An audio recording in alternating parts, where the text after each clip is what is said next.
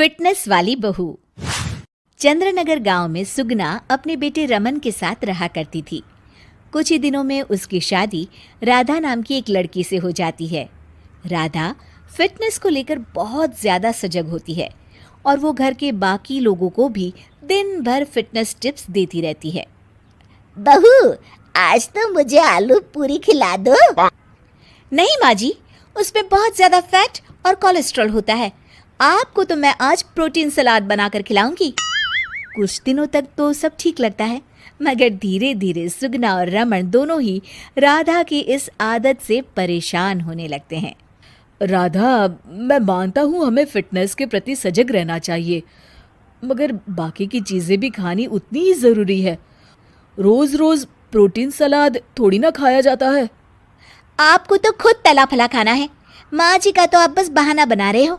देखो जी, जो आप खाते हो आप वही बन जाते हो। अरे मुझे ये सब ज्ञान मत दो राधा। मैं बस ये कहने की कोशिश कर रहा हूँ कि हर चीज़ खानी ज़रूरी होती है। तेल और घी भी खाना ज़रूरी होता है एक मात्रा में। खैर, तुम नहीं समझोगी। कुछ दिनों बाद तीज आने वाली होती है और सुगना अपने दोस्तों के लिए तीज पार्टी रखती है। अरे बहू, आज तीज है और मैंने कुछ सहेलियों को खाने पर बुलाया है। कुछ अच्छा सा उन सब के लिए पकाना। ठीक है माँ जी। शाम को सुगना की सब दोस्त आ जाती हैं। सुगना सबको अपनी बहू से मिलवाती है। अरे वाह सुगना, तुम्हारी बहू तो बहुत ही खूबसूरत है। सिर्फ खूबसूरत ही है या गुनी भी? अरे नहीं नहीं, मेरी बहू बहुत ही संस्कारी है। घर का सारा काम भी खुद करती है। थोड़ी देर सब गप्पे मारते रहते हैं। फिर राधा टेबल पर खाना लगा देती है। खाना लगा दिया है मैंने, आप सब खा सकते हैं। सब लोग टेबल पर आते हैं। अरे ये सब क्या है?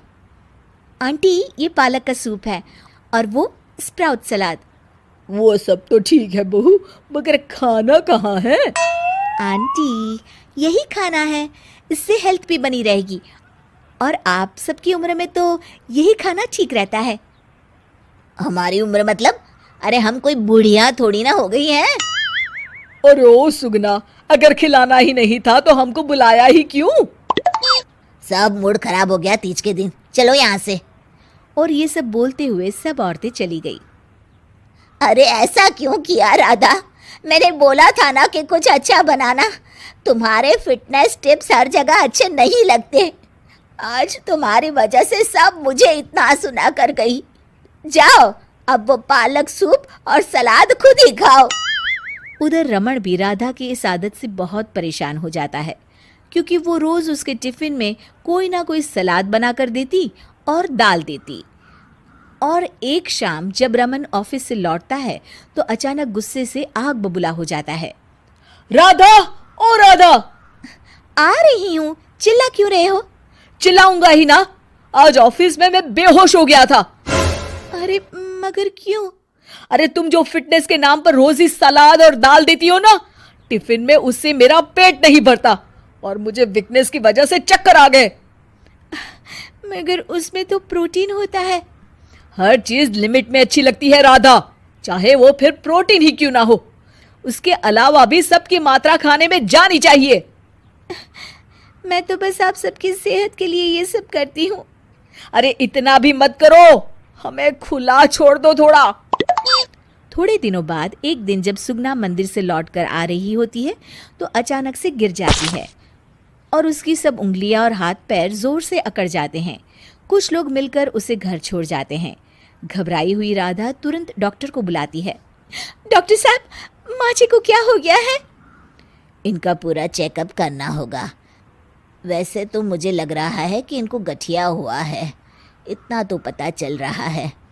गठिया? बाप रे! हाँ, गठिया। इनके घुटनों और सभी जोड़ों में जो लचक, जो चलने फिरने के लिए ऑयल चाहिए ना, वो अब नहीं है। अरे कैसी बातें कर रहे हैं आप? मैं तो इनकी सेहत का बहुत ख्याल रखती हूँ। रोज प्रोटीन सलाद खिलाती हूँ और सूप भी। मतलब ये बिल्कुल भी ऑयल या घी नहीं खाती? नहीं नहीं। अरे कैसी बातें कर रही हैं आप? खाने में एक मात्रा में घी या ऑयल का होना बहुत ही आवश्यक होता है। अगर वो पेट में नहीं जाएगा तो जोड़ों में जो ग्रीस होता है वो खत्म हो जाता है। ओह, ऐसा क्या डॉक्टर? माँ जी ठीक तो हो जाएंगी ना? हाँ हाँ, हो जाएगी। थोड़ी देर बाद रमन भी ऑफिस से आ जाता है। क्या हुआ माँ? कुछ नहीं बेटा, बस ऐसे ही गिर गई थी। ये सब मेरी गलती की वजह से हो रहा है, मुझे माफ कर दीजिए आप दोनों। राधा रमन को सब कुछ बताती है। I am sorry Raman. अति हर चीज की बुरी होती है राधा, इसलिए मैं तुमको बार बार बोला करता था। तुम्हारी फिटनेस के प्रति जागरूकता अच्छी लगती है, लेकिन शरीर में हर तरह की प्रोटीन जाना भी जरूरी है। जी, आप बिल्कुल सही कह रहे हैं, मुझे माफ़ कर दीजिए। मैं अपने हाई क्लास फ्रेंड के दिखावे और बहकावे में आ गई थी। मैं दोबारा ऐसा कभी नहीं करूँगी और माँ जी का ख्याल डाइट चार्ट के मुताबिक ही रखूँगी। ये हुई ना बात। अब मेरे लिए आज अपने हाथों से देशी घी के गर्मा गर्म आलू के पराठे बना दो, तो ही मैं माफ करूंगा तुम्हें।